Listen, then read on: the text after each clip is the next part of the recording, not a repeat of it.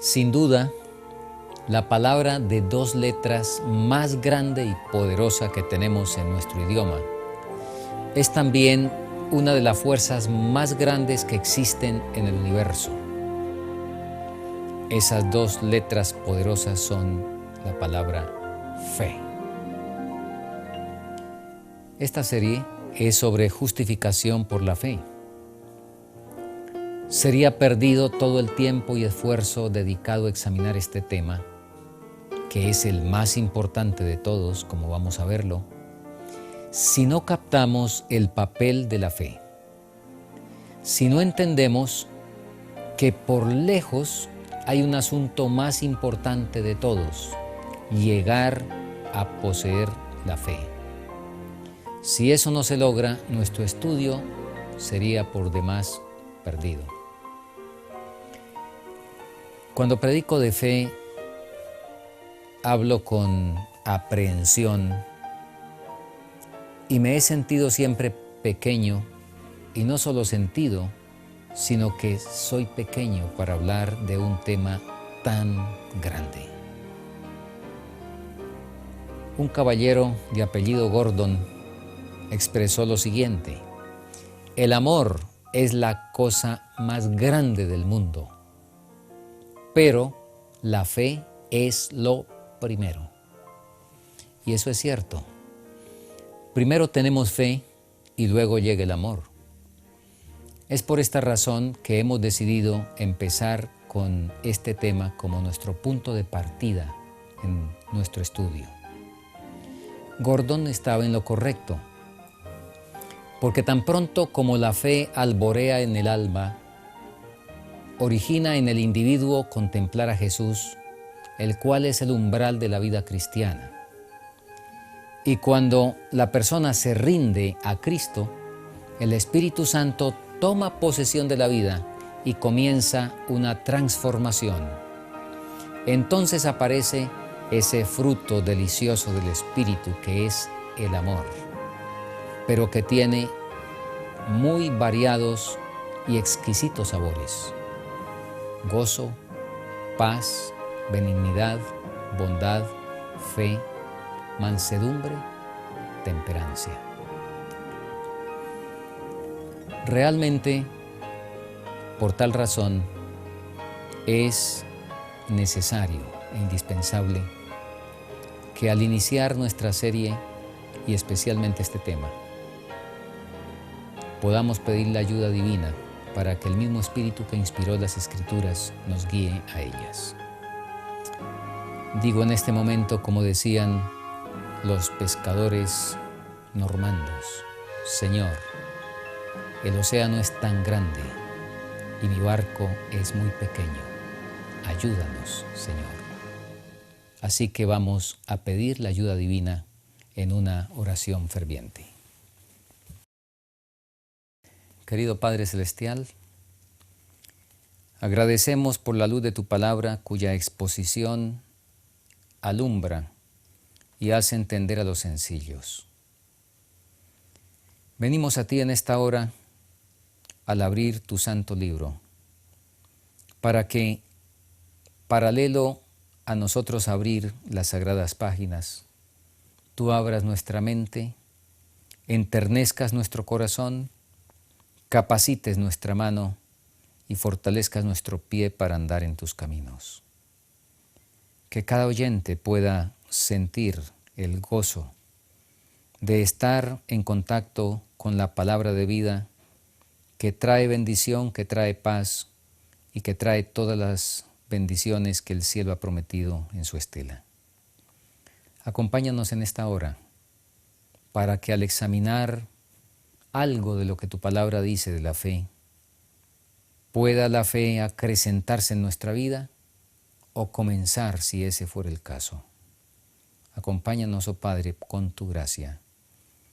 Lo pedimos con todo corazón, lo rogamos con humildad pero con confianza, al poder presentar nuestra súplica en el nombre bienaventurado y poderoso de Cristo Jesús nuestro Salvador. Amén.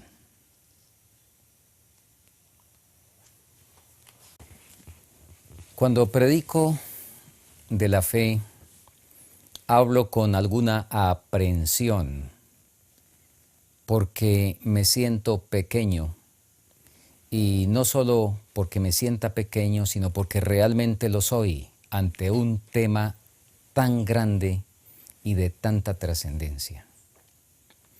Un autor, el señor Gordon, dijo lo siguiente: el amor es la cosa más grande del mundo, pero la fe es lo primero. Y eso es cierto.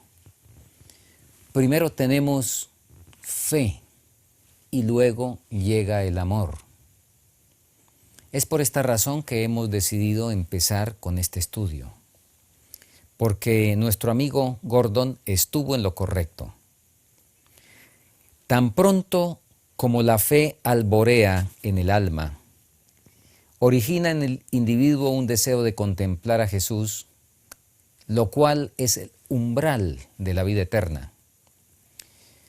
Cuando el yo se rinde por la obra del Espíritu Santo y toma posesión de la vida, empieza a transformarlo.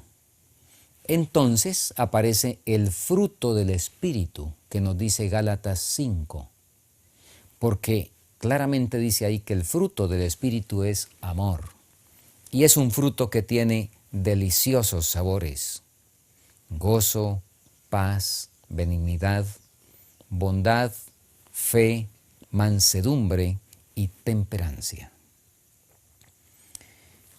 La fe es absolutamente indispensable y necesaria para el cristiano. La Biblia nos dice, en Romanos 4, por ejemplo, y en los versículos 4 al 6, que nosotros somos aceptados por Dios únicamente sobre la base de la justicia que es nuestra mediante el ejercicio de la fe. Es nuestra fe en Cristo la que hace posible para Él efectuar la obra también de santificación en nuestras vidas, que nos presenta el capítulo 26 y el versículo 18 de los Hechos. Es más, no podemos ni siquiera acercarnos a Dios en oración sin, aunque sea, por así decirlo, con un átomo de fe.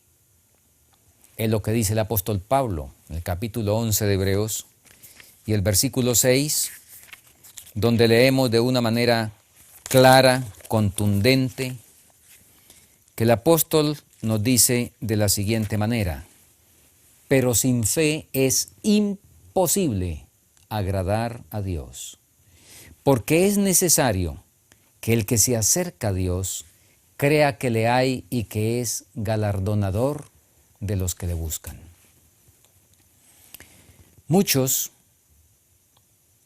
quienes desean vivir la vida cristiana, piensan que la fe es algo que Dios reparte para una gente especial.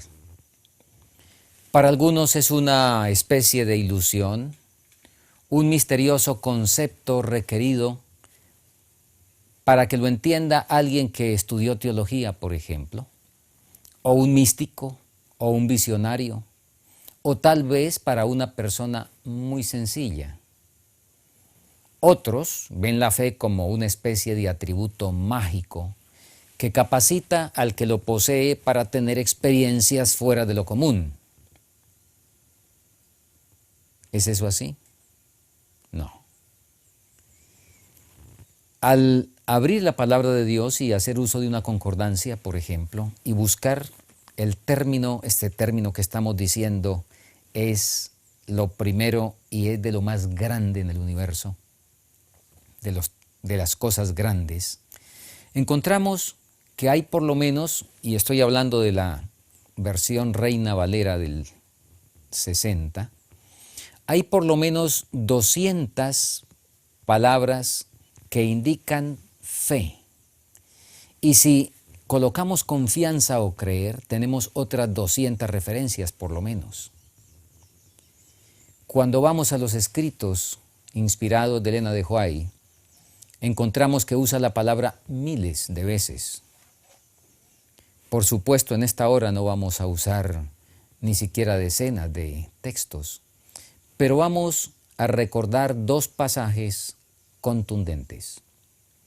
El primero, el que ya leímos en Hebreos 11:6. Sin fe es imposible agradar a Dios. No es difícil sin fe agradar a Dios, es imposible. ¿Por qué razón? Lo unimos con Romanos 14:23 y Romanos 14:23 nos dice, porque todo lo que no es de fe es pecado. Por supuesto, el pecado no puede agradar a Dios. Y todo lo que no corresponde a la fe, la palabra nos dice, es pecado. ¿Qué es la fe? ¿Algo que nosotros podemos producir? ¿Algo que podemos nosotros fabricar o conseguir por nuestra propia fuerza? No. La Biblia nos dice en el libro de los Efesios, capítulo 2, versículo 8, que es un don de Dios. Ahora, como Dios quiere salvarnos a todos, entonces Él nos dio a todos un capital o caudal de fe cuando nacimos. Usted y yo nacimos con una capacidad de fe, no de incredulidad. Usted y yo aceptamos las definiciones que nuestra madre nos dio de los diversos objetos. Y cuando ella nos dijo que esto era libro, entonces nosotros creímos y seguimos repitiendo libro. Cuando ella nos dijo que esto era silla, nosotros seguimos repitiendo silla. Y si alguien después venía a decirnos que era un caballo, nosotros le decíamos, no, es silla. Nacimos con un caudal de fe. Nadie puede vivir sin fe. Algunos dicen que no creen en nada. No es cierto, no es cierto. Es imposible vivir sin creer en algo. Se refieren quizá a que no creen a los aspectos religiosos, se refieren que no creen a la Biblia, pero creen en la ciencia o creen en alguna otra cosa. Pero es absolutamente imposible vivir sin creer en algo. Eso es inicialmente fe. Y por eso, Dios, que quiere salvarnos a todos, dispuso para que naciéramos con ese capital de fe. Ahora, Elena de White habla de fe y, como mencioné hace unos momentos, son miles las referencias para fe en sus escritos.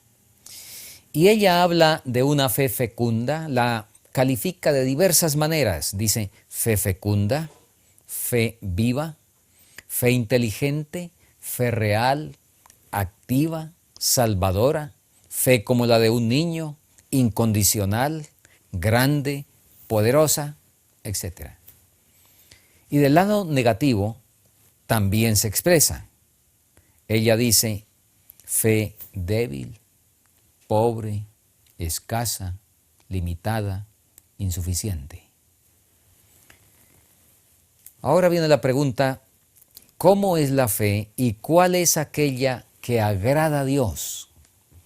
Y de la cual nos dice el apóstol Pablo en Romanos 5:1, justificados pues por la fe, tenemos paz para con Dios por medio de nuestro Señor Jesucristo. ¿Cuál es esa fe? Volvamos con el niño. Los padres están o estamos en el lugar de Dios para que esa fe infantil que se entrega incondicional y absolutamente a los padres sea canalizada para que se deposite en Dios. Sin duda que cuando Jesús dijo, si no fuereis como niños, se refería a ciertos rasgos de carácter muy especiales, pero principalísimamente se refería a la fe, sin duda, porque es admirable la fe infantil. Y en esa dirección es que podemos entender la declaración de la sierva del Señor, que la escribió en Mensajes para los Jóvenes, donde ella habló de la simplicidad de la fe verdadera. La simplicidad de la fe verdadera, fe como la de un niño, estamos diciendo. ¿Cómo es la fe de los niños? Una de las mejores ilustraciones para fe que he leído es la historia que cuenta el pastor Evans, un antiguo vicepresidente de la Asociación General. Por razón de su trabajo tenía que viajar por todo el mundo y sus niños estaban con frecuencia solos. Él cuidaba de atenderlos cuando llegaba a casa y desarrolló el hábito de traer algún detalle siempre a sus niños. En uno de sus viajes, al llegar, arribó tarde en la noche. Ya sus niños estaban durmiendo. Y al otro día, cuando amaneció y el niño se levantó, encontró que su padre ya estaba en el jardín. El niño corrió a saludarlo, a abrazarlo y le dijo: papi, papi, ¿qué me trajiste? El pastor Evans tomó al niño, le dio una palmada de cariño, lo alzó y le dijo: hijo, te traje una naranja. En ese tiempo y en el lugar donde estaban, las naranjas eran escasas y eran muy apreciadas. Así es que el niño se sacudió de los brazos del papá, se quiso sacudir y empezó a gritar: tengo una naranja, tengo una naranja, y a mostrar la naranja con sus manos. Impactado por esa fe infantil, el pastor Evans le dijo: permíteme ver tu naranja. Ahora el niño mira sus manos vacías y una lágrima aflora por sus ojos y le dice a su padre: ¿no tengo yo una naranja? El pastor Evans se sintió avergonzado de haber causado una duda en la mente de su niño y le dijo: claro, hijito, sí tienes una naranja. Allá en la pieza, en la maleta del papá, tienes una naranja. El niño inmediatamente se sacudió, bajó al piso y empezó a correr otra vez y a decir: tengo una naranja, tengo una naranja. ¿Por qué tenía? ¿Cómo tenía el niño la naranja? No la había visto, no la había olfateado, mucho menos gustado. ¿Qué era lo que lo hacía poseedor de la naranja? La fe en la palabra de su padre. Otros incidentes muy interesantes, y voy a contar dos más, ocurrieron en vida de la sierva del Señor. La hermana White tenía una hermana que se llamaba Elizabeth, quien parecía no ser capaz de comprender qué era la fe. Ella estaba sufriendo de una salud muy pobre, estaba muy débil. Entonces la hermana White le escribió diciéndole: pida cualquier cosa que esté dentro de mi capacidad y con mucho gusto te la voy a dar para tu comodidad. Creyendo lo que Elena le decía, Elizabeth le escribió respecto a una silla de ruedas y, a tiempo que le escribía, de una vez fue, buscó una silla la seleccionó, se comprometió para X tiempo, confiando en que su hermana la pagaría. La hermana Elena le dijo, ¿cómo es eso, Elizabeth? ¿Puedes confiar en mi palabra y no puedes confiar en las promesas del Señor? En otra ocasión, una hermana adventista en California, que también se había estado lamentando de su falta de fe en Dios, entrevistó a la hermana White y le recordó que ella le había prometido el tomo 4 de los testimonios cuando ya lo hubiera revisado y ampliado. ¿Le dije eso?, preguntó la hermana White. Sí, por supuesto. ¿Y usted realmente creyó eso? Claro. ¿Por qué usted pensó así?, le dijo la hermana White. ¿No es extraño que usted pensara que yo haría eso simplemente por una promesa? La mujer se quedó callada, pero se quedó tremendamente sorprendida. ¿Qué estaba diciendo la hermana White? Pero por supuesto la sierva del Señor lo hacía con un doble propósito. Y entonces le puntualizó lo siguiente: ¿cómo es posible que usted pueda confiar en una promesa mía, pero que no puede confiar en la palabra de su Padre Celestial? ¿Cómo es que usted puede tener fe en una pobre y falible mortal y no puede depender del inmutable Dios? Yo había olvidado mi promesa, pero Dios nunca olvida. ¿Por qué, hermana, no puede usted tomarle la palabra a Dios como toma mi palabra? Sin duda que es una tremenda necesidad la que tenemos en esa dirección, ¿verdad? Usted y yo le creemos al agrónomo, al médico, al psiquiatra, al profesor. Y ocurre que el agrónomo es ateo. El médico es evolucionista. El psicólogo es fumador. El profesor es libertino. El psiquiatra es agnóstico. Les podemos creer a ellos, pero no le podemos creer a Dios, el limpio, el recto, el puro, el que nunca falla. Qué tragedia, ¿verdad? La hermana White escribe lo siguiente en Alza tus ojos, la página 101. Deshonramos a Dios cuando nos esforzamos por encontrar a alguien que pensamos que puede entender nuestro caso y ayudarnos. ¿No nos ha dado Él a su Hijo unigénito? Frente a tal cosa tan increíble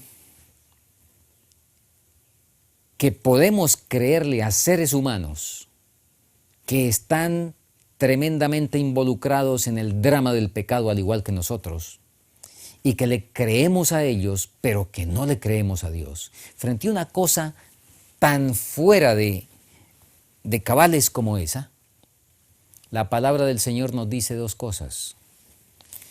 Y es un pasaje muy significativo, el que encontramos en Deuteronomio 32:6, donde nos dice que una actitud tal, una decisión tal, una posición tal, un juicio tal, es propio de un pueblo loco e ignorante.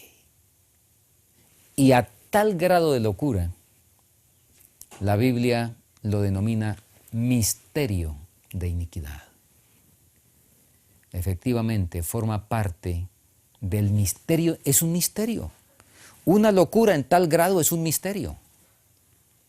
¿Cómo es que les creemos a falibles seres humanos y no creemos al Dios infalible? Quizá en este punto podemos y deberíamos pensar cómo se siente Dios frente a una situación de tal naturaleza. Podríamos tener una idea, los padres. ¿Cómo nos sentimos los padres cuando los hijos le creen a cualquiera que aparezca por encima de nosotros? ¿Cómo se siente una madre, por ejemplo, con los desvelos, con los cuidados, con todos los trabajos que tuvo con su hija, cuando de pronto a los 18, 16 años pasa por la calle un muchacho hasta drogadicto y le dice, te amo? Y la muchacha le cree más a ese que apareció en esas condiciones que lo que le cree a ella. ¿Cómo se sentiría esa madre? Eso nos puede dar una pequeña idea de cómo se siente Dios cuando nosotros le creemos al ser humano por encima de lo que le creemos a Él. Volvamos con el niño que nace con un caudal de fe. En el plano espiritual, el niño perdió la fe en sus padres y no adquirió la fe en Dios. Y lo más seguro, si no adquirió la fe en Dios, es porque sus padres no la tenían. Quizá los padres hacían culto por la mañana y le enseñaban la doctrina de la fe. Pero cuando llegaba el momento de ejercer la fe, entonces corrían a los seres humanos sin correr primero a buscar al Señor. Y fácilmente le enseñamos al niño el versículo de San Juan 5:39 para que él entendiera que había que escudriñar las Escrituras, para que lo repitiera quizá en el culto que teníamos en nuestra congregación, para que no quedara mal frente a otros niños al no saber el versículo. Y el niño aprendió y le enseñamos el versículo escudriñar las Escrituras, pero él no vio al papá ni a la mamá temprano en la mañana escudriñando las Escrituras. Entonces arruinamos a ese niño. Pero cuán distinto si tuvo la fortuna, podríamos decirlo de esa manera, o si tuvo el privilegio de una madre piadosa y de un ejemplo como el que describe la sierva del Señor que era su costumbre. Leamos en la matutina a fin de conocerle, en la lectura del 17 de mayo. Voy a mi Padre Celestial como un niño necesitado va a su Padre terrenal. Me coloco como su hija y con fe sencilla le pido los pequeños favores, así como le pediría los mayores dones, creyendo que el Señor escucha la oración contrita y sencilla. Eso es fe. Con los incidentes que acabamos de enumerar, podemos formular entonces una definición sencilla de fe. De hecho, el apóstol Pablo es el que más habla de eso. Y él nos da la definición en Hebreos 11, cuando nos dice, la fe es la certeza de las cosas que se esperan, la convicción de lo que todavía no se ve. Es significativo que en la Biblia la palabra fe y creer es exactamente la misma, pistis. Pero nosotros en español, pues tendremos que hacer quizá una enumeración distinta, porque con mucha frecuencia nosotros decimos e interpretamos el creer como un asentimiento intelectual. Creer es mover la cabeza de arriba abajo y levantar la mano. Eso es creer para nosotros. Entonces, déjeme comentar que la fe es creer, pero además es confiar, tener una plena seguridad expectante que Dios cumplirá totalmente las promesas. Y es un abrir confiado del corazón y las manos para recibir lo que Él nos da. Fe no existe si falta alguno de estos tres elementos. Pero hay otro que prueba si la fe realmente existió, y es la obediencia. Obedecer. El apóstol Santiago dice muy claro que la fe sin obras es muerta. ¿Y por qué es muerta? Porque nunca existió. Porque no existió. Por eso es muerta. No hay fe. Es la fe bíblica. Fe es creerle al Señor entonces. Si le creemos al igual que Abraham, eso nos es contado por justicia. Y queremos ser prácticos en el estudio de esta serie y en este tema. Sé que lo que hasta aquí hemos dicho, pues es sumamente conocido. No estamos diciendo nada nuevo, pero quisiéramos hacer algunas aplicaciones concretas y que el Espíritu Santo pueda hacer la aplicación de eso a nuestro corazón. ¿Ha leído usted Génesis 1:29? Génesis 1:29 dice lo siguiente: cuando Dios creó a Adán y Eva, se preocupó por darles lo mejor, hogar perfecto, lo más hermoso, lo más exquisito, lo más selecto. Y dentro de ese conjunto de lo mejor, el Señor determinó el alimento que más estaría a tono con la condición de ese ser creado a la imagen de Dios. Y nos dice la palabra lo siguiente en Génesis 1:29.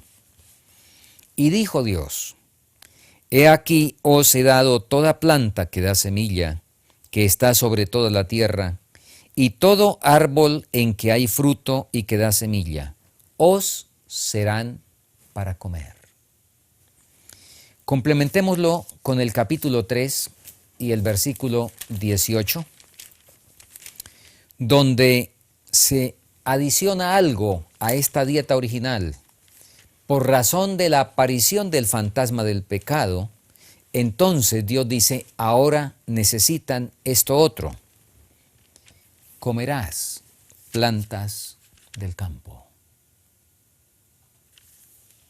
¿Le hemos creído al Señor? ¿Eso es lo que comemos? ¿O comemos otra cosa? Fe es creerle al Señor. Fe es aceptar que Dios conoce cuáles son los nutrientes que mi cuerpo necesita. La ciencia, alguna ciencia que es pseudociencia, porque es pseudociencia cuando pretende estar por encima de Dios o diciendo una cosa distinta a Dios. La verdadera ciencia estará de acuerdo con lo que Dios dice en su palabra. La pseudociencia dice que usted necesita otras cosas distintas para su cuerpo. ¿A quién le cree? ¿Al otro o a Dios? ¿Qué es fe? Fe es creerle a Dios. Así de sencillo. Vamos a la inspiración para citar otro ejemplo. Leemos en Joyas de los Testimonios, tomo 2, página 142, lo siguiente. Hay muchas maneras de practicar el arte de sanar. ¿Cuántas maneras? Muchas. Pero hay una sola que el cielo aprueba. Los remedios de Dios son los agentes sencillos de la naturaleza que no recargarán ni debilitarán el organismo por la fuerza de sus propiedades. el aire puro, el agua, el aseo, la debida alimentación, la pureza de la vida y una firme confianza en Dios. Hay muchas maneras de practicar el arte de sanar, pero hay una sola que el cielo aprueba. Cuando usted y yo nos enfermamos, ¿qué hacemos? ¿Le creemos al Señor? Creerle a Él, eso es fe. Hacemos esto que acabamos de leer aquí. Igual que lo que leímos en el Génesis. Eso es fe. Esa es la fe bíblica. Y esa es la fe que resulta de ser verdaderamente justificados.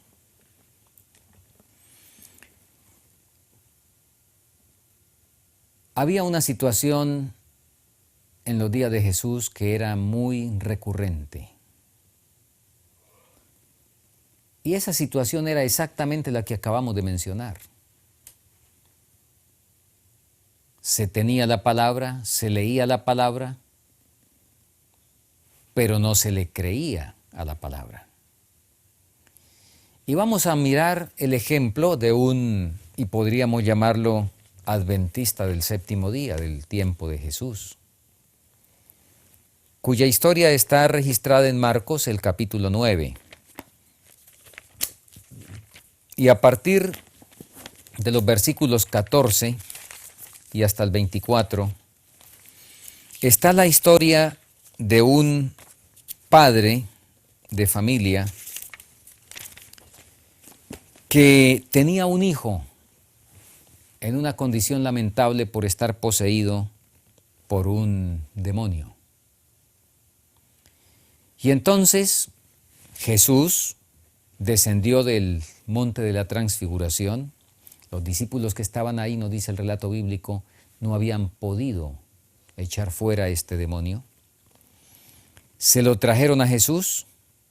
Jesús le hace algunas preguntas al Padre. Y en el versículo 22, el Padre le contesta a Jesús: muchas veces le echa en el fuego y en el agua para matarle.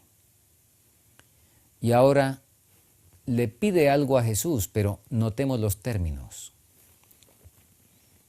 Si puedes hacer algo, ten misericordia de nosotros y ayúdanos. Aquí hay un religioso que sin duda ha movido la cabeza, ha levantado la mano en el judaísmo, pero en su realidad vive la tragedia de la incredulidad. Permítanme insinuar que daba clases de justificación por la fe. Y le llegó un momento y llegó la oportunidad para que fuera evidente cuánto había entendido, cuánto había aprendido de la verdadera justificación por la fe. Y el relato nos deja entrever que de eso no había entendido ni había aprendido nada. Pero vamos a otro relato, en el Evangelio, en este caso, de San Lucas. Y en el capítulo 7, a partir del versículo 1 y llegando hasta el 8, y vamos a leer el pasaje bíblico. Después que hubo terminado todas sus palabras al pueblo que le oía, entró en Capernaum. Y el siervo de un centurión, a quien éste quería mucho, estaba enfermo y a punto de morir. Cuando el centurión oyó hablar de Jesús, le envió unos ancianos de los judíos, rogándole que viniese y sanase a su siervo. Y ellos vinieron a Jesús y le rogaron con solicitud, diciéndole: es digno que le concedas esto, porque ama nuestra nación y nos edificó una sinagoga. Y Jesús fue con ellos. Pero cuando ya no estaban lejos de la casa, el centurión envió a él unos amigos diciéndole: Señor, no te molestes, pues no soy digno de que entres bajo mi techo. por lo que ni aún me tuve por digno de venir a ti, pero di la palabra y mi siervo será sano. ¿Qué incidente este tan extraordinario? Y apoyémonos con el lente que proporciona la inspiración de Elena de White en El deseado de todas las gentes. Y a partir de las páginas 282 y 283, ella nos dice algunas cosas que vale la pena destacar. En primer lugar, es muy significativo que en una sociedad donde un siervo o un esclavo era casi menos que un animal, este militar amara a su siervo. En segundo lugar, es de destacar que el centurión nunca había visto al Salvador. Y entonces hizo uso de los servicios de ancianos los judíos que eran sus amigos, porque él les había aportado para que construyeran una sinagoga. Acudió a ellos y por supuesto ellos no se negaron y fueron a intervenir con Jesús, a hacer el pedido del centurión. Y nosotros leímos algo que es realmente lamentable. Los conceptos y la manera como ellos evaluaban. ¿Es digno que le concedas esto? Porque ama nuestra nación y nos edificó una sinagoga. Oh, estos ancianos estaban distantes de entender el espíritu del Evangelio.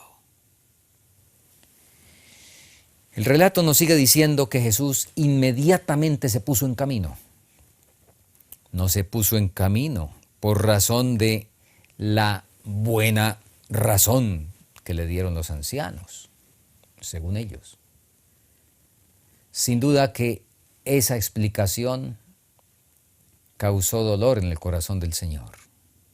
Pero se puso en camino porque había un alma necesitada y había un alma en quien había alumbrado la luz del Evangelio por lo que había escuchado. Y Jesús se puso inmediatamente en camino. Pero había mucha multitud, el avance era muy lento. De modo que hubo la oportunidad para que alguien se adelantara y con un paso vigoroso llegara delante donde el centurión y le dijera: mira, centurión, viene Jesús. Ahora el centurión se preocupa y envía una segunda delegación con el mensaje: Señor, no soy digno que entres debajo de mi tejado. No soy digno. Jesús parece no escuchar. Oh, los procedimientos de Jesús, las conductas de Jesús, extrañas en muchas ocasiones para los seres humanos. Un pagano tiene una necesidad, le dicen a Jesús: es un siervo, que un siervo en la escala social pues no vale mucho. Es un siervo el que está enfermo y ahora Jesús se pone inmediatamente en camino.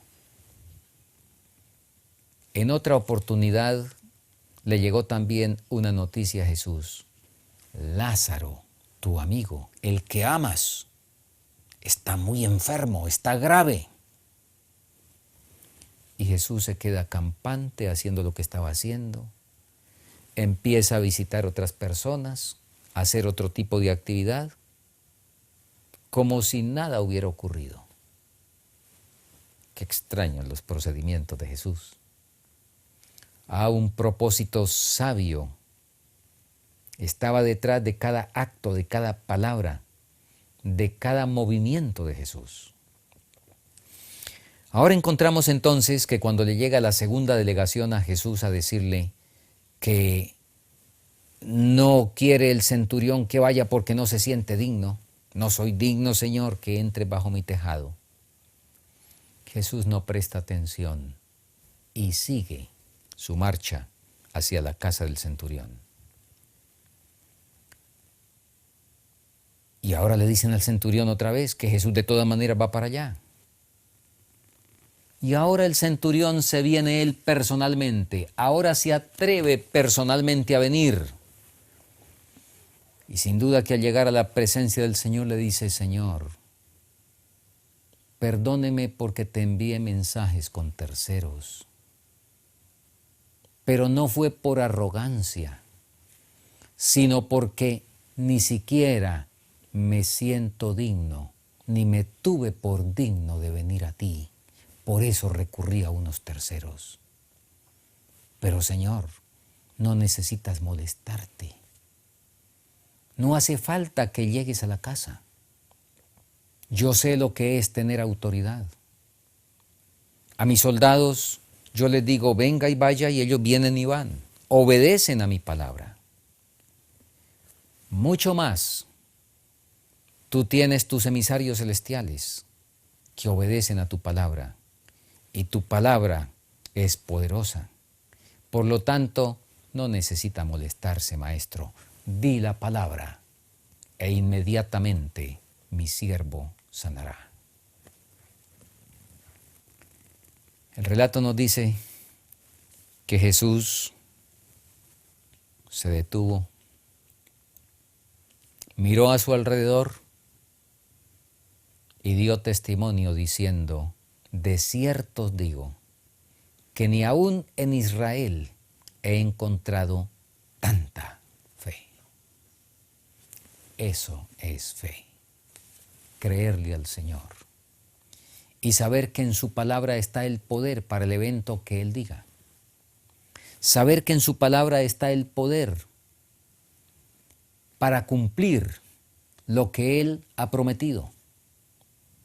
Eso es fe. Oh, ¿cuál es, querido oyente, su situación? ¿La del padre o la del centurión? Si es la del padre, gracias al cielo, porque esa situación de crisis y negativa del padre tuvo solución. Volvemos a Marcos el capítulo 9. Y encontramos en el versículo 23 que cuando el padre viene con esa necesidad, pero en esa crisis de fe, donde no ha aprendido a confiar y a creerle al Señor, y entonces le dice: si puedes hacer algo.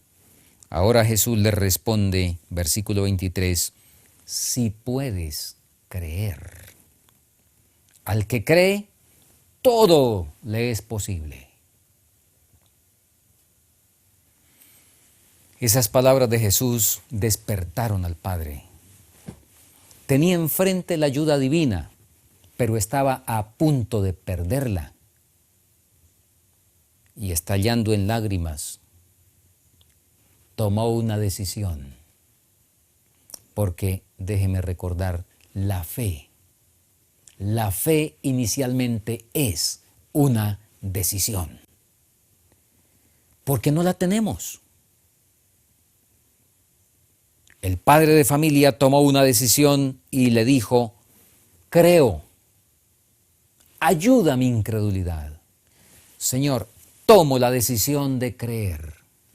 Tomo la decisión de creer, pero tú sabes que yo no puedo creer por mí mismo. Dame fe, por favor, porque si no perezco. Es un don tuyo, sin el cual lo perderé todo. La palabra nos dice que al igual que el centurión, recibió respuesta a su pedido. Nosotros tenemos necesidades mayores que la salud de un hijo o de un siervo. Necesitamos ser justificados para tener vida.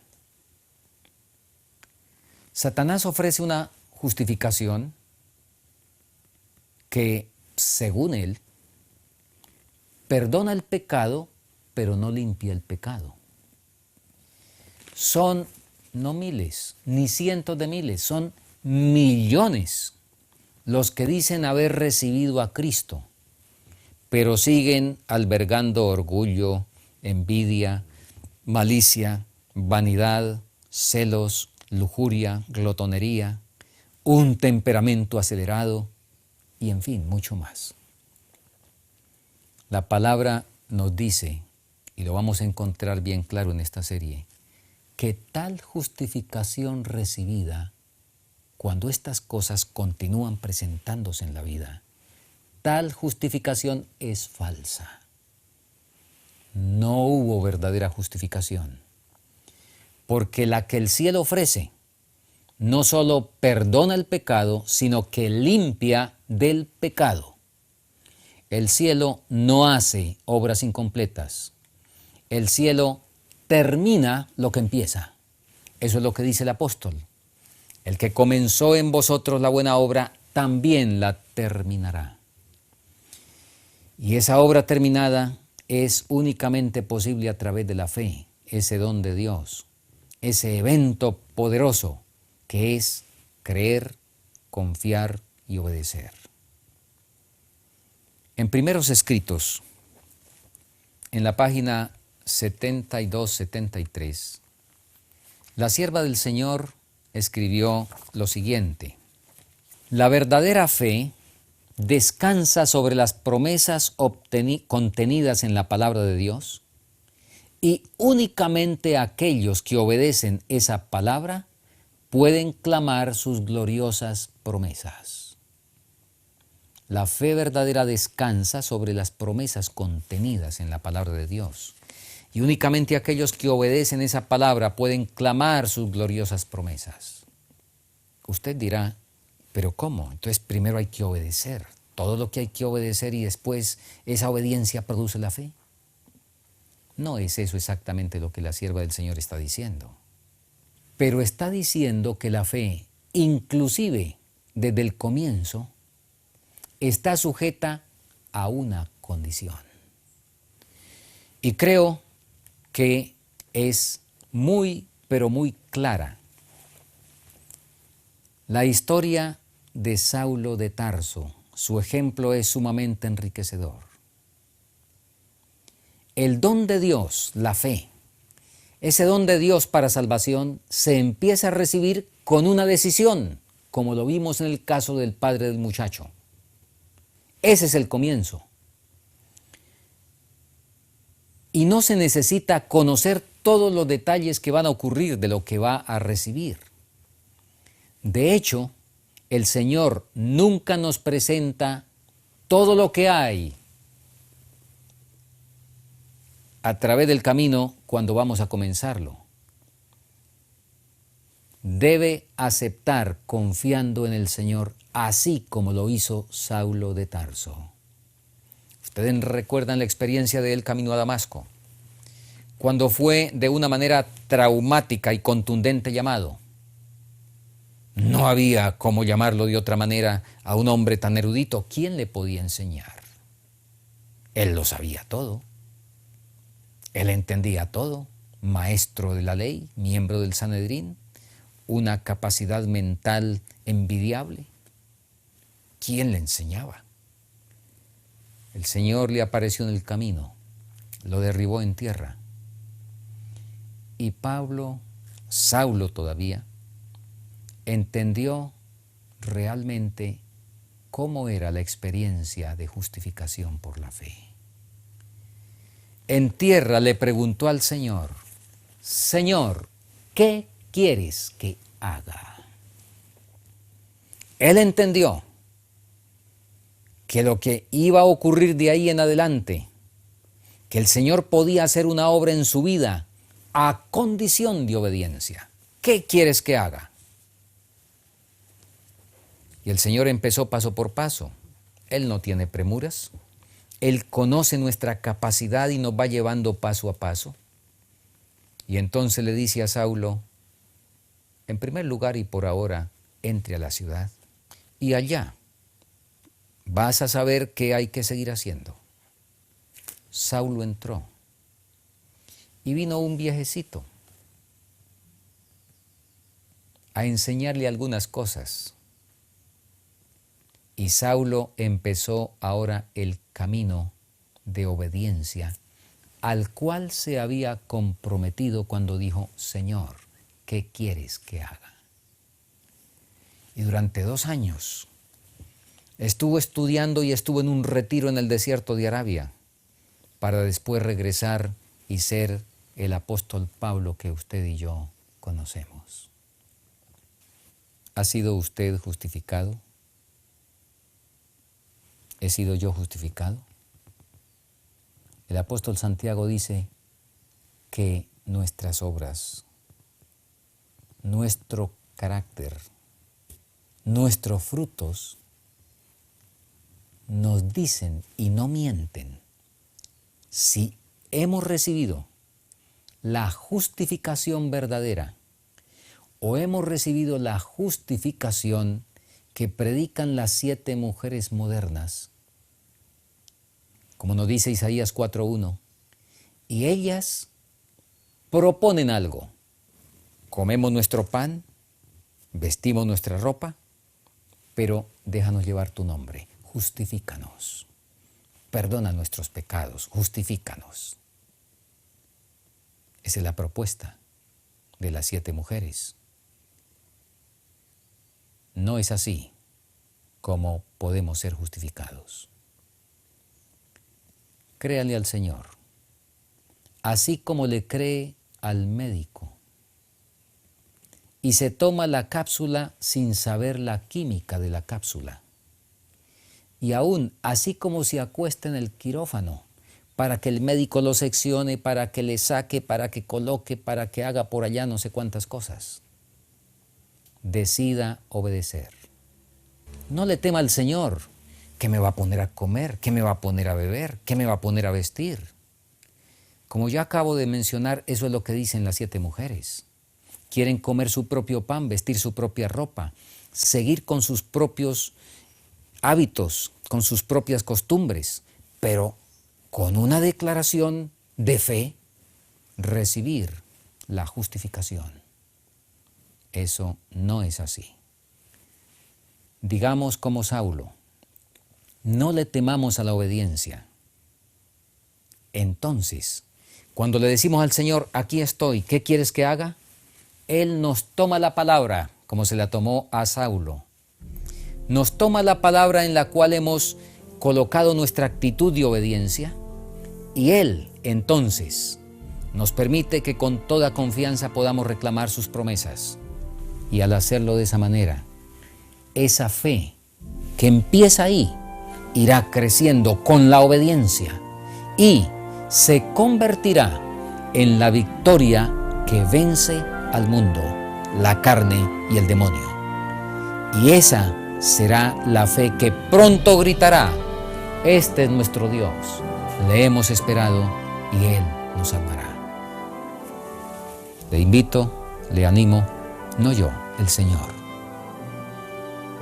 Aprópiese de esa fe, recíbala, es una decisión.